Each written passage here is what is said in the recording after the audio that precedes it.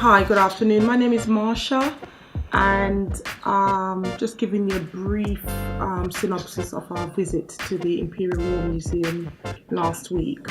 We were invited after attending a workshop at the Black Supplementary School in Croydon about where we learnt about the Chigger boys, who were the soldiers taken from the Caribbean or volunteered from the Caribbean who fought in World War I. So it was a very interesting workshop. We learned about the history, what led up to the war, and the transfer of soldiers across the Atlantic to fight in the World War I in various countries in Europe and the Middle East. So we now had the real life opportunity to attend the Imperial War Museum to look at artifacts and other events that took place in that war. It was a very interesting visit. I went along with my children and a couple of the group leaders from the Chigger Football production.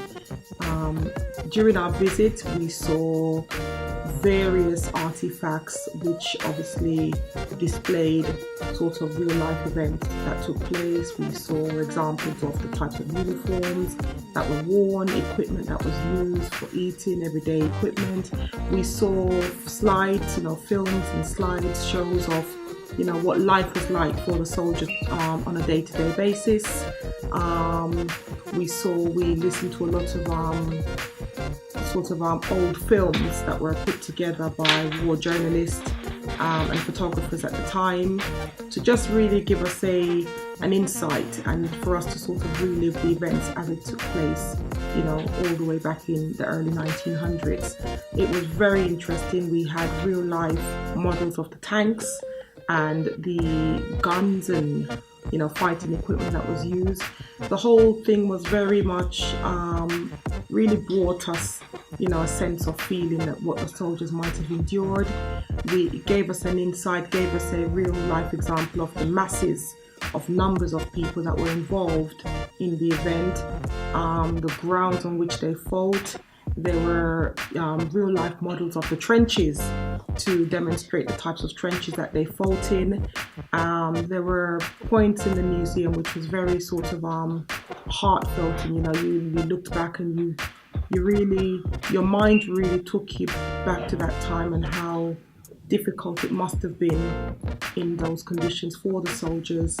And we saw a lot of bodies and stuff, as the soldiers were being killed on the front lines, how they were just left on mass graves, and people were still fighting aside these mass graves. Their friends and colleagues were just dying next to them, but they were still forced to carry on. So it really beggars imagination what must have been going through their minds and the trauma that they must have suffered, as a result.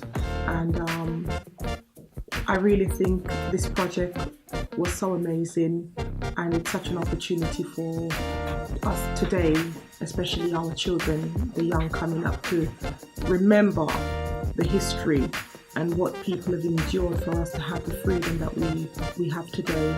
So I just thank the Chigger Football production and all the other people involved in the funding of this project for the opportunity.